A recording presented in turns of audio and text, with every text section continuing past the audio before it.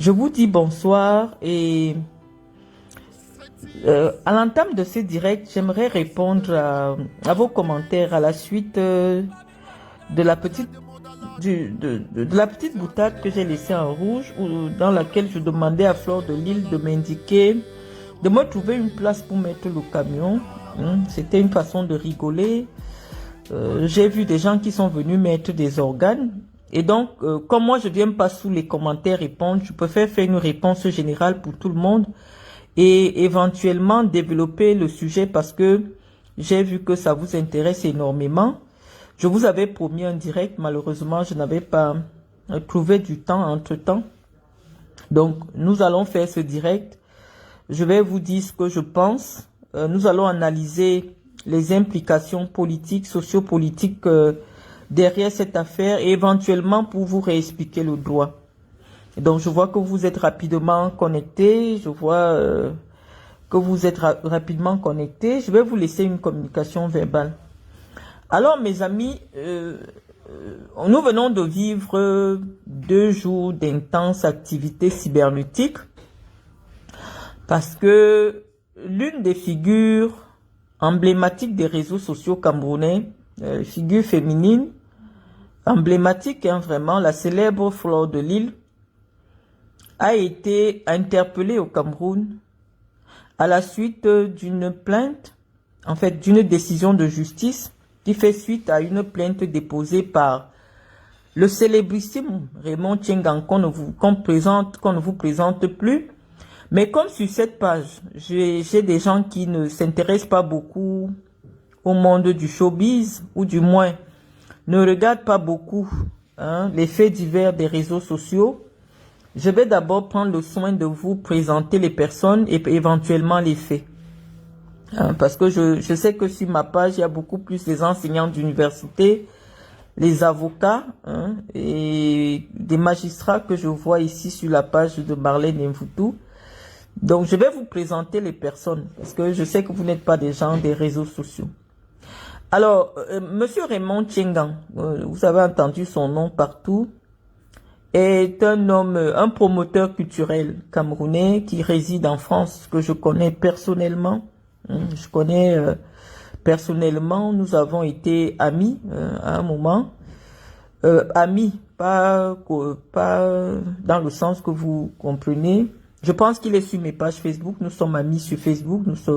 Mais quand je dis nous avons été amis, ça veut dire que c'est quelqu'un avec qui je mangeais, quelqu'un avec qui j'ai traîné un moment. Et il est promoteur culturel. C'est quelqu'un à un moment donné qui a brassé énormément d'argent. Je peux pas vous dire là où ce qu'il faisait comme activité économique. Mais c'est quelqu'un qui, à un moment donné, a eu, même pas à un moment donné, jusqu'à présent, c'est quelqu'un qui a beaucoup d'argent. Et je vous présente Fleur de Lille. Moi, je vous parle d'abord de comment je rencontre Fleur de Lille parce que cette Fleur de Lille a fait une vidéo, ma foi, qui a aujourd'hui plus d'1 million de vues, dans laquelle elle parlait de moi. Et elle se moquait de moi. Elle disait que elle m'avait rencontré quand je venais de sortir de prison et qu'elle m'avait nourri quand je suis sorti de prison, qu'elle m'a rencontré, j'avais un maillot des Lions Indomptables et elle m'a acheté une Guinness. Je vous assure que lorsque j'écoute cette femme, je me dis, est-ce que mentalement elle a un souci? Parce que tout ce qu'elle raconte, tout ce qu'elle avait raconté dans ce live où vous me taquez, rien n'est vrai. Rien n'est vrai dans tout ce qu'elle avait raconté en ce qui me concerne. Mais elle a toute une communauté qui prend pour parole d'évangile tout ce qu'elle racontait. En fait, elle avait fait un direct dans le sens du m'humilier sur les réseaux sociaux. Et je vais vous expliquer comment cette femme s'est installée sur les réseaux, comment elle a créé sa notoriété. Dès qu'elle remarque que vous êtes une personnalité connue au Cameroun, qui jouit d'un certain respect, cette Fleur de Lille, elle s'assoit sur sa page parce qu'elle a près de 200 000 personnes qui la suivent. Elle se met à vous insulter comme si vous étiez des camarades, vous étiez des amis et tout ça. Bon, les gens croient parce que, bon, voilà, sur les réseaux sociaux, le nombre d'abonnés vous confère la crédibilité morale. C'est-à-dire que quand on estime que vous avez 100 000 abonnés, même comme on sait comment les gens achètent les abonnés. Moi, j'ai 15 000 personnes sur cette page. Il y a au moins 2000 journalistes, près de 500 magistrats, des gens qui existent. Et c'est pour cela que ma parole a plus d'impact parce que moi, j'ai des vrais abonnés.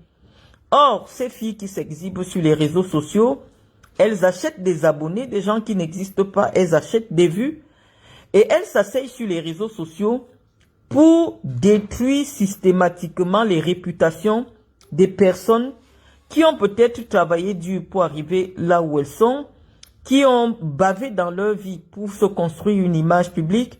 Et donc, comme ça, sur un clic, on ne sait pas ce qui lui prend ou qui l'a commissionné.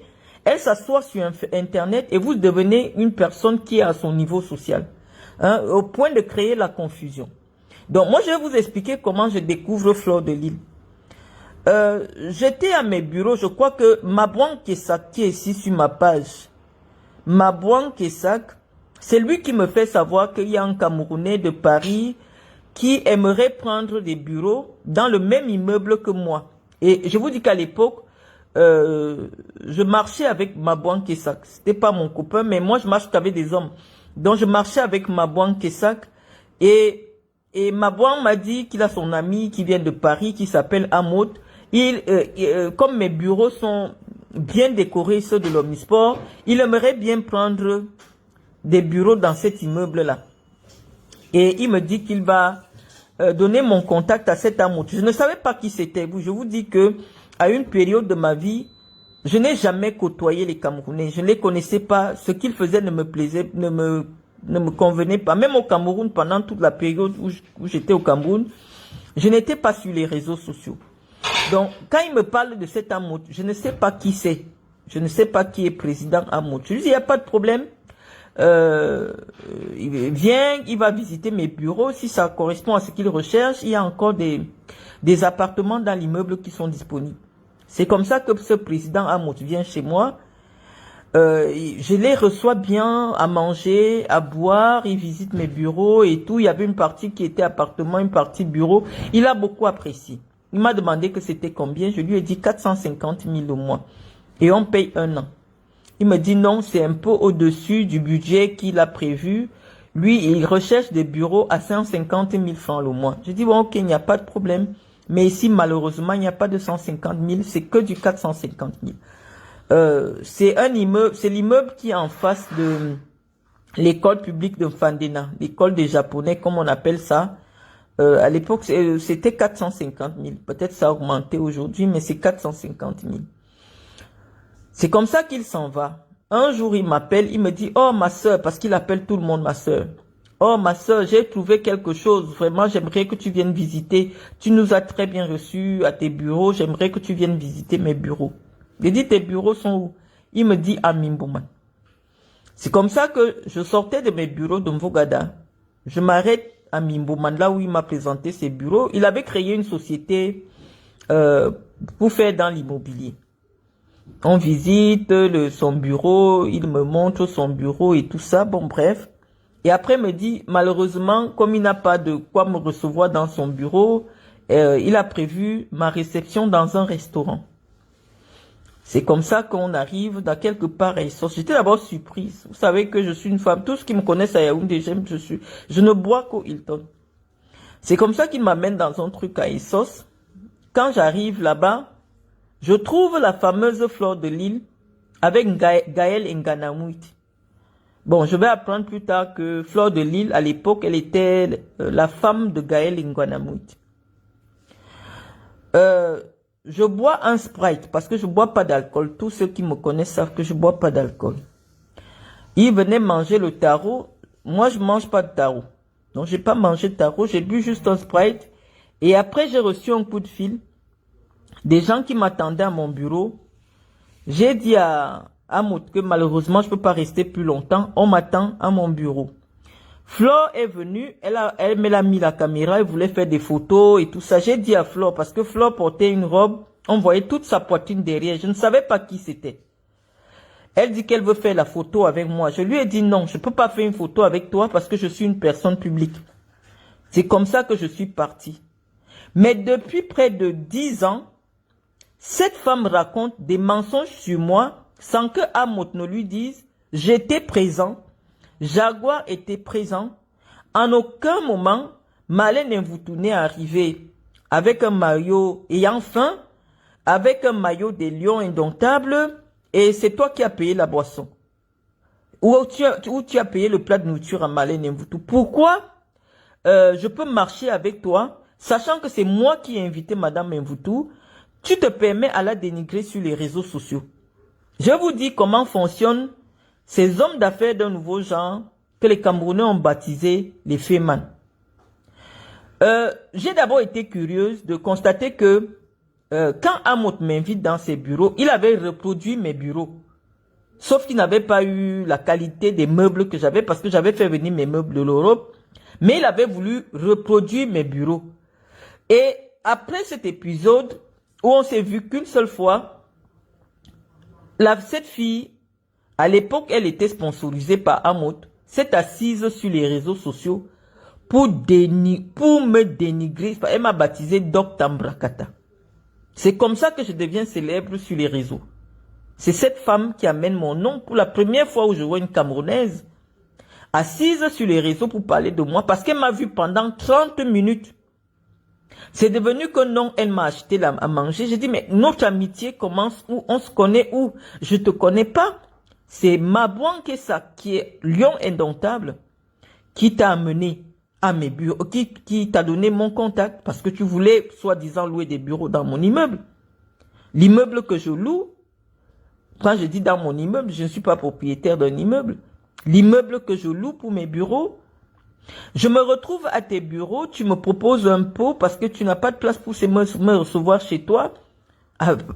Je me dis, je te rends la politesse puisque je t'ai reçu chez moi avec boisson et alcool et tout ce que tu... Bon, moi je me dis, bon voilà, tel que Mabouan Kessak m'a parlé de lui, Amot était un grand homme d'affaires, le Camerounais le plus riche de Paris, qui vient pour développer le Cameroun. Et donc, éventuellement, je prenais vraiment cela pour de l'argent comptant, que c'était vrai que Amot était un homme d'affaires. Donc, je lui ai accordé tout le respect dû à sa personnalité. Je ne savais pas qui était Fleur de Lille. Mais je l'ai trouvé, Fleur de Lille, elle était avec Gaël Nganamouit et tout ça. Vous allez comprendre par la suite le développement et puis les relations et les connexions qui vont se mettre en jeu lorsque Fleur de Lille est arrêtée au Cameroun. Parce qu'il faut que quand je viens vous expliquer, c'est pour vous permettre de bien comprendre les affaires de votre pays. Je vous ai parlé d'un lobby LGBT qui est très puissant au Cameroun et qui est protégé par des gens que vous appréciez énormément. Je ne vais plus les citer ici, mais on va les citer parce que à la suite de ce que nous avons à dire sur cette affaire Fleur de Lille, nous allons parler de la FECAFOOT. Parce que ce n'est pas un secret, c'est pas un secret que Gaël Nganamouit est très proche de Samuel Eto'o. Nous allons développer cela. Moi, je vous dis que le jour que j'ai vu Fleur de Lille, et c'est sur les réseaux sociaux, à la suite des problèmes qu'elles ont eu entre elles là-bas, nous avons appris que Fleur serait la maîtresse de Gaël Nganamouit. Donc, il faut bien comprendre comment ces choses fonctionnent au Cameroun. Je vous ai dit que les LGBT sont très puissants au Cameroun. De manière insoupçonnée, ils agissent et ils agissent vraiment. Et donc, vous allez comprendre pourquoi les différents lobbies vont se battre dans le cadre de l'affaire de Fleur de Lille contre Raymond Tchinga. Donc, je vous ai dit, premièrement, comment je rencontre Fleur, et je pense que c'est la seule et unique fois, c'était en 2015. Non, c'était en 2015, parce que c'est en 2015 que je prends mes bureaux de l'Omnisport. En 2015, ça faisait 2 ans que j'étais sorti de prison. Parce qu'on m'avait arrêté en 2013, je suis sorti en 2013. Donc, ça faisait 2 ans que j'étais sorti de prison. Or, quand Fleur raconte son histoire qui fait des millions de vues sur les réseaux sociaux, elle m'a vu, je venais de sortir de prison. Je louais des bureaux de 450 000 francs le mois avec des employés. Je ne sais pas à quel moment elle m'a rencontré, j'avais faim. J'étais véhiculé, j'avais un chauffeur, j'avais une voiture. Donc, je ne sais pas à quel moment Flore m'a rencontré et j'avais faim, mais c'est l'histoire qu'elle a racontée des années, depuis 13 ans. Elle parle de moi. Et sans que Amout ne lui dise, attention, c'est moi qui avais fait venir Madame Mvoutou, c'est moi qui suis allé vers Madame Mvoutou et c'est moi qui ai proposé à Madame Mvoutou de venir. Je lui offrais un pot. Donc, ton histoire, il faut arrêter un moment. Peut-être finalement, je comprends que... Et à l'après, j'ai compris que les filles comme Fleur de Lille, elles insultent à la commande. En fonction du client qui lui montre la cible, elle se met comme ça pour rien à vous insulter. Et la personne qu'elle insulte, si vous portez plainte, c'est lui qui envoie vous insulter qui est le garant de l'insulte. Donc, vous devez comprendre les mécanismes des clashs des réseaux sociaux. Les enseignants qui sont ici, sur ma page, les enseignants d'université, qui découvrent ce nouvel univers dans lequel j'ai été amené sans ma volonté. C'est-à-dire que je me suis retrouvé à un moment en train de traîner avec un joueur de foot, un ancien lion indomptable que vous connaissez. Je ne savais pas qu'entre-temps, il avait déjà des amitiés avec des gens qui font de la fémania. Donc c'est lui qui me met en contact avec Amout en me présentant que c'est un grand homme d'affaires. Donc je vous explique bien, vous allez comprendre que même Samuel Eto'o à un moment donné, pas à un moment donné, en ce moment-ci, à force d'avoir côtoyé les fémanes, lui-même est devenu un féman en puissance. Nous allons arriver à cette conclusion et je vais vous démontrer, parce que je vous ai dit qu'à chaque fois que nous prenons la parole, nous la prenons comme si nous sommes devant une soutenance de thèse et par la suite, chacun se fera sa propre idée. Mais nous présentons nos éléments de preuves. Nous allons parler avec des preuves. Donc, c'est comme ça que je vous parle d'abord de moi parce que j'aime bien ramener tout à moi pour vous permettre de vous situer dans l'histoire. Donc, quand je rencontre Flore, Flore se met à m'insulter. Et elle compte sur qui? Elle compte sur Amout. Et ce Amout, qui est Amout? Amout, apparemment, c'est quelqu'un qui a commencé par le petit banditisme. C'est quelqu'un qui vient d'une famille suffisamment démunie. Hein, au Cameroun, à Eligdjoa, qui a traversé le désert. Il a raconté son histoire. Qui a traversé le désert pendant des années. Il est arrivé à Paris. Et il a fait fortune grâce aux petites escroqueries. D'ailleurs, vous pouvez retrouver sur Google les vols de cartes de crédit, de la grosse fémania, de la fausse monnaie et tout ça. Et je vais vous dire pourquoi à un moment donné, les fémans se retrouvent en train de côtoyer les joueurs de football professionnels. Les fémans, quand ils vont en escroquerie, ont besoin des gens qui sont liquides. Je vous parle parce que moi-même, j'ai un ami, parce que je l'ai bloqué, certes, celui qui passe dans la chanson de Koffi Olomide qu'on appelle Président Meloni. C'est un très bon ami à moi, on n'est jamais sortis ensemble. Je vous ai dit, j'ai traîné avec des garçons. Quand ils ont besoin d'aller en Fémania, ils ont besoin des gens qui ont des espèces, parce que ils ont... lorsqu'ils escroquent un client, ils te montrent, il y a une partie de ce qu'ils vont te montrer, ce sera de la vraie monnaie. Ceux qui connaissent les mécanismes de la fémania vont vous dire. Et donc, les fémans approchent les joueurs de foot parce que les joueurs de foot ont de l'argent propre. Et lorsqu'ils veulent blanchir leur argent, le joueur de foot leur donne l'argent propre de l'Europe. Et eux, ils vont donner l'argent sale en Afrique. Donc, il y a des transactions comme ça entre les joueurs de foot et les fémans. Donc, les fémans et les joueurs de foot, généralement, et les prostituées, je vais vous dire, c'est un triangle, un commerce triangulaire qu'il est important de comprendre ici. Lorsque ce triangle, prostituées, fémans et joueurs de foot, se met en exergue pour mettre les institutions de l'État en mal. Donc, il faut d'abord que je vous plante le décor pour que vous compreniez pourquoi un féman peut connaître un joueur de foot et pourquoi un féman a besoin d'une prostituée.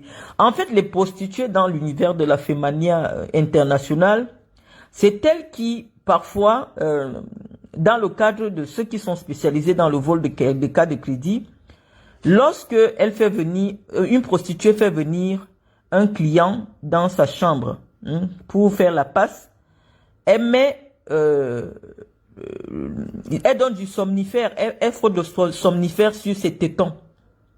Lorsque le client tète ses seins, le client se met à dormir après l'acte sexuel.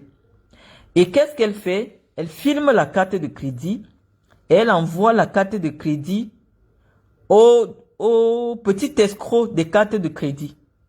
Donc, les escrocs à la carte de crédit ont besoin des prostituées parce que ce sont les prostituées qui leur donnent les codes des cartes de crédit qu'elles récupèrent chez les clients qui sont en train de dormir. Donc, il faut d'abord comprendre pourquoi un féman peut être bras dessus avec une prostituée. Parce que c'est des femmes qui ne se cachent pas. Nous ne les insultons pas. Nous les avons découvert ça fait près de 10 ans qu'elles sont installées dans la globosphère, le cyberespace camerounais, à vous expliquer les tenants et les aboutissants de leur activité. J'ai beaucoup de respect pour les personnes qui s'assument et se sont assumées pleinement. Donc nous ne faisons pas de la diffamation, ou du moins nous évitons d'entrer dans l'insulte, mais nous restituons les choses, chaque chose dans son contexte. Donc nous sommes en train de dire que moi personnellement, lorsque Fleur de Lille a commencé à parler de moi, je me suis intéressé à sa page. Je me disais, elle fait dans quoi? Est-ce qu'elle est dans le sport? Est-ce qu'elle est dans la politique? Elle est dans le monde associatif? Pourquoi elle s'intéresse à mon profil? Donc j'ai commencé à suivre un peu sa page jusqu'au moment où j'ai décroché parce que c'était des cours comment faire la pipe, comment on fait la levrette, les prix des clients en fonction des positions. Je me suis pas retrouvée, c'est depuis ce temps que je me suis un peu déconnectée de ce qu'elle fait. Et à chaque fois qu'elle fait des directs sur moi, ou alors à un moment donné, elle s'était mise à insulter le professeur Mendozé en prison. La première fois que je vois quelqu'un humilier le professeur Mendozé pendant qu'il était en prison, c'était Flore. Donc, quand j'ai vu Flore prendre la photo de sa mère, la vidéo de sa mère pour dire que, pour essayer un peu d'attendrir l'opinion, j'ai dit, mais attends, la première fois que j'ai vu quelqu'un se moquer du professeur qui était malade, quasiment aveugle, emprisonné, c'était Flore. Donc hier, Flore a vu défiler toute sa vie, alors que sa procédure était toute simple. C'était simplement, comme j'avais expliqué, qu'elle paye les dépenses, l'argent de l'État, et puis à la minute, elle est libre. Mais elle a eu peur. C'est-à-dire que les kings ont des réseaux sociaux. Elle a eu peur de passer une semaine en prison. Elle a vu sa vie défiler. Elle a vu comment sa mère va mourir, elle ne va pas enterrer sa mère. Mais elle a passé le temps sur les réseaux sociaux. Tout le monde se souvient, quand elle parlait de moi, elle met les chansons du professeur. Elle condamnait, elle se moque du professeur. Elle se moque du professeur comme il est en prison. Parce qu'elle voulait me faire du mal. Ça, c'est une autre analyse que nous allons faire plus tard. Donc, j'étais en train de vous dire, les amis, que lorsque Fleur de Lille vous insulte, Fleur de Lille insulte toujours à la demande d'un patron qui est derrière et qui assure ses arrières. Je vais aussi vous présenter le camp opposé à Fleur de Lille, qui est géré aussi par quelqu'un qui fait dans des affaires non identifiables par le fisc européen. Donc, Raymond Tchengang ne peut pas monter une fiche d'imposition où il vous dit que si j'ai gagné 10 milliards, c'est par rapport à tel travail que l'État français connaît. Parce qu'il réside aussi en France à ces moments perdus. Mais lui, il ne sait pas encore vanter qu'il est féman. Mais ce sont les gens qui disent qu'il est féman. Mais lui aussi, dans son camp, marche avec une autre fille qui a déjà dit que on a même déjà filmé dans le camion. À Lio 5. Elle s'appelle Maleba Perpitu. On l'appelle que compresseur sur les réseaux sociaux. Cette compresseur, son activité pendant plus d'une quinzaine d'années depuis qu'elle est arrivée en France, s'est résumée uniquement à faire des passes assises dans un camion Et on vous dit que cette fille-là, elle est la communicatrice du président Raymond Tchengan, un homme respectable, hein, qu'on aimerait bien respecter. J'ai été surprise que je constate que cette Perpétue Maleba aussi m'insulte, alors que Raymond Tchengan a été très proche de moi. Ça m'a surpris. J'ai dit que peut-être qu'elle a un autre financier maintenant. Mais non, elle dit que son président, il faut comprendre ces implications des présidents. C'est-à-dire que les présidents de la FEMANIA ont pour communicatrice officielle, des filles qui vendent leur corps. Donc, Amot a sa communicatrice qui est aussi une vendeuse de charme, qui est Fleur de Lille. Et Raymond Tchengan a sa communicatrice officielle avec qui il marche. Parce que je vais vous dire, dites-moi avec qui vous marchez, je vous dirai qui vous êtes. Parce que aujourd'hui, ce sont les institutions du Cameroun qui sont salies parce qu'il y a deux camps qui se sont affrontés publiquement. Et moi, comme j'ai été insulté par les deux camps, je viens expliquer aux professeurs de droit qui sont ici sur ma page, aux magistrats et aux avocats que je vois ici, les tenants et les aboutissants, parce que les deux camps ont déjà prononcé mon nom. Je vous ai dit, quand on ne prononce pas mon nom, je ne parle pas. Donc, le camp de Raymond Tchengan a parlé de moi, m'a insulté sur les réseaux sociaux, et le camp de Amot m'a insulté sur les réseaux sociaux. Donc, c'est ainsi que Raymond Tchengan, pendant longtemps, a tenu le maillot jaune dans un restaurant à Paris qu'on appelait le restaurant de Céline la Doyenne. Apparemment, quand tu es le plus grand client, tu étais le plus grand client de ce restaurant, on fait un cadre maillot jaune avec ta photo. Et donc pendant un moment, parce que c'est la preuve qu'actuellement, tu es le plus gros escroc, le plus gros porteur. Parce que dans la diaspora camerounaise, les personnes qui sont respectées, c'est les escrocs et les prostituées. Vous devez comprendre ça, c'est comme ça. Et nous n'avons pas à aller juger parce que je vous ai dit, c'est la faute à l'État camerounais. Je pense que j'en avais parlé avec BP de Ghost. Je lui ai dit, parce qu'elle m'avait demandé un jour de faire un direct sur les escrocs camerounais, à la suite du meurtre de l'escroc camerounais qui est tombé en Allemagne. Elle voulait que je fasse un direct. Je dis non, on ne peut pas faire ce type de direct sans impliquer le gouvernement du Cameroun parce que de milliers de jeunes sortent du Cameroun sans aucune formation. Quand ils arrivent en France, en Europe, en Allemagne, en Italie, partout, la seule chose qu'ils trouvent à faire, c'est de l'escroquerie. Donc, si le Cameroun formait mieux sa jeunesse, trouvait des emplois aux jeunes, les Camerounais ne devaient pas s'illustrer dans la prostitution et dans la fémania. Donc, comprenez que les vrais Camerounais, ceux qui ont réussi sont au Cameroun. Maintenant, ceux qui sont dans la diaspora, essayent de faire ce qu'ils peuvent, ce qu'ils trouvent.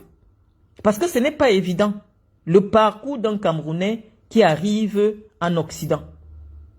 Donc, je vais vous expliquer toutes ces implications-là et vous allez comprendre. Donc, je vous parlais que Raymond Tchengan, parce qu'à l'époque, était le plus gros porteur de la diaspora, il était respecté dans les restaurants et les bars camerounais de Paris.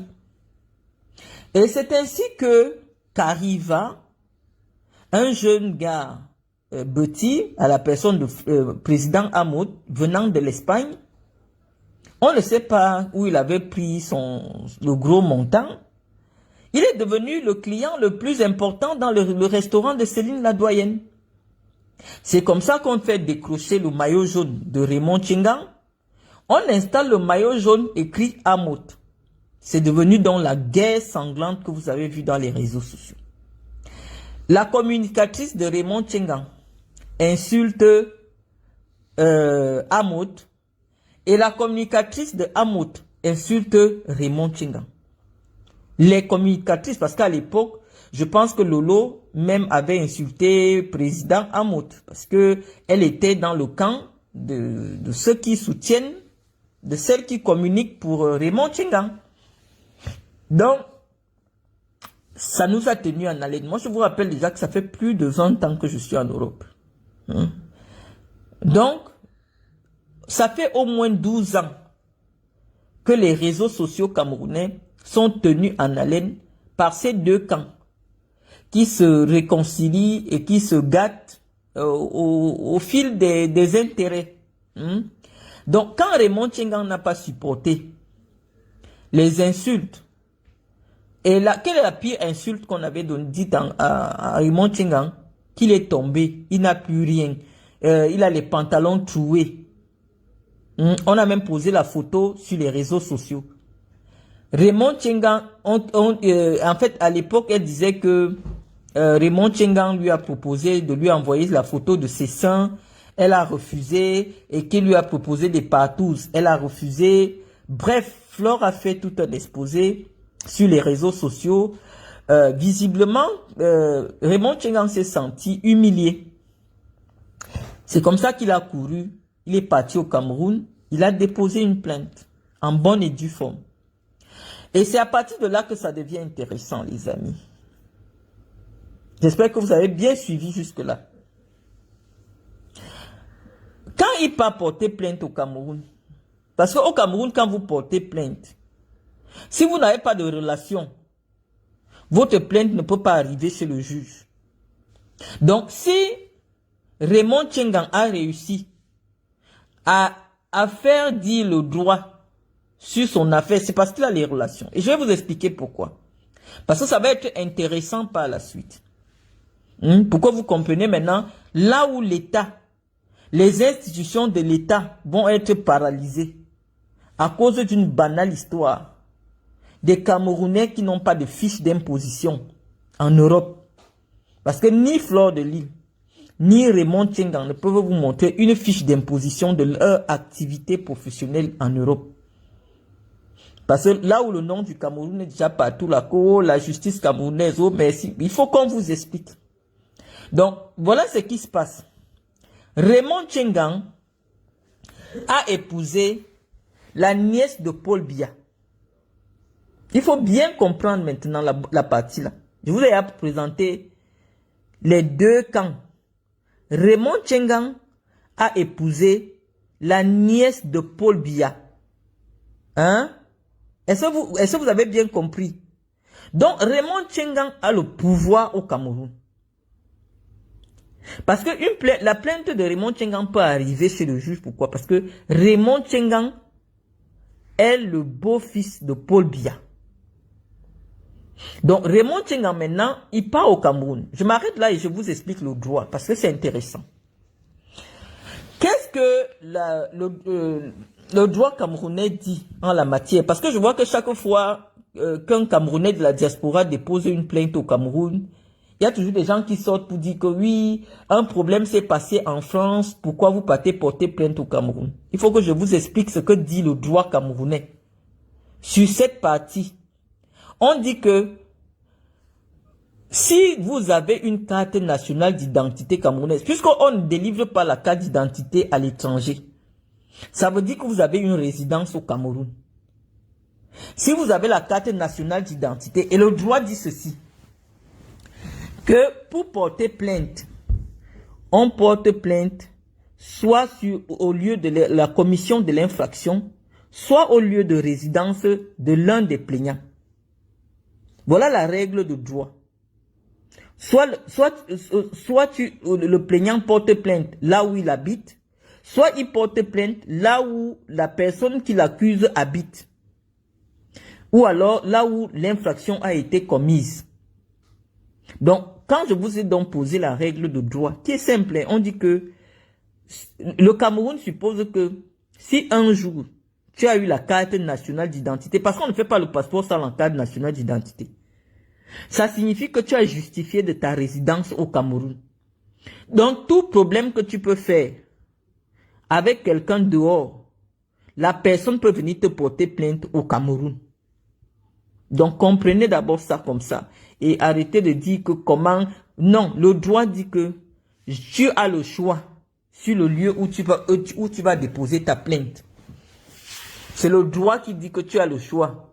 On dit que soit tu peux porter plainte là où on t'a causé du tort, soit tu portes plainte là où tu habites, soit tu portes plainte là où la personne qui t'a causé du tort habite. Donc, il faut d'abord comprendre ça et ne dites pas, oui, vraiment quelque chose se passe en France. Non, entre deux Camerounais, tout le monde a le droit d'aller porter plainte au Cameroun. Parce que c'est la loi. Donc, je ne veux plus entendre ça sur les réseaux sociaux. C'est le droit qui dit que tout Camerounais peut porter plainte à n'importe quel Camerounais au Cameroun. C'est la loi. Donc, quand je vous ai expliqué la partie là, je vous dis donc que Raymond Tchengang, c'est mon ami personnel, donc il ne va pas dire qu'il ne me connaît pas. Vraiment intime, donc il parle ça avec autorité. Raymond Tchengang a épousé la nièce de Paul Biya. Et maintenant, Raymond Tchengang, quand il va porter plainte, quand Raymond Tchengang porte plainte contre toi, c'est grave. Parce que vous savez que c'est le marteau de la famille présidentielle qui va s'abattre sur toi. Parce que n'importe qui ne peut pas quand même, ne peut pas, pour une affaire d'insulte, se retrouver au coup d'appel, machin, machin et tout. Pourquoi? Parce que Raymond Tchengang vous a dit que sa femme, parce que c'est la partie qui devient intéressante là, quand on vous explique, on signale le direct. Donc, essayez d'envoyer les cœurs. Je ne sais pas comment vous allez faire, mais il faut envoyer les cœurs. Donc, c'est comme ça que Raymond Tchengang, il a les relations. Il porte plainte. Parce que je vais vous dire ce qui se passe en matière de cybercriminalité et pourquoi c'est Raymond Tchengang. Le juge ne tient pas trop compte de la loi. Il faut que je vous explique le droit. Qu'est-ce que le droit dit en matière de cybercriminalité? Lorsque quelqu'un te diffame sur les réseaux sociaux, vous arrivez chez le juge. Le juge demande le rapport de l'antique. C'est-à-dire qu'il y a une institution au Cameroun qui doit d'abord confirmer que la page Facebook-ci, c'est la page Facebook de Marlène Mvoutou parce que on a enregistré cette page Facebook avec le numéro 655 39 50 41 qui appartient à Marlène Mvoutou. Si vous n'avez pas ce rapport-là, si vous n'avez pas ce document, vous arrivez devant n'importe quel juge au Cameroun. Il va vous renvoyer. Parce que c'est la preuve c'est la preuve absolue, irréfutable de cybercriminalité. Ce n'est pas les captures d'écran. Parce que n'importe qui peut créer un compte avec mon nom. Moi, je m'appelle Marlène Mvoutou. Tapez Facebook, vous allez voir le nombre de comptes qui... Mais ce n'est pas moi qui communique là-bas. Même en ce moment, vous entendez ma voix. Si vous n'avez jamais causé avec moi quelque part, vous pouvez pas dire que c'est Marlène Mvoutou qui parle. Donc, comprenez d'abord la complexité des procédures en matière de cybercriminalité d'après le droit camerounais. Mais si quelqu'un est capable de faire en sorte qu'un juge ne tient pas compte de ce préalable en matière c'est quelqu'un qui a les relations. Et aussi à cause du fait que lorsqu'une procédure arrive devant un juge, la personne à qui on a porté plainte n'est pas là, on te condamne par défaut. Je vous ai expliqué le droit. C'est-à-dire que quand quelqu'un vous amène au tribunal pour cybercriminalité, exigez la preuve que le compte qui est incriminé est vraiment votre compte. S'il n'y a pas ça, la procédure va tomber. La procédure va tomber. Voilà la preuve irréfutable en matière de cybercriminalité. Premièrement, le rapport de l'autorité en charge de la surveillance de la communication numérique. Il faut leur rapport. Et par la suite, maintenant, il faut le constat de l'huissier. Le constat de l'huissier est très important parce que en matière de diffamation, il y a des délais. Si je t'ai diffamé en 2010, tu peux me porter plainte en 2011. Le droit camerounais dit que tu ne peux plus me porter plainte. On dit en droit que c'est prescrit, que les faits sont prescrits parce que la loi camerounaise est claire en la matière. En matière de diffamation, tu as 4 mois pour porter plainte. Donc, dès que quelqu'un a déjà dépassé 4 mois et il va te porter plainte, ça ne peut plus aller quelque part, sauf s'il a les relations. We represent for the motherland. Florence represent the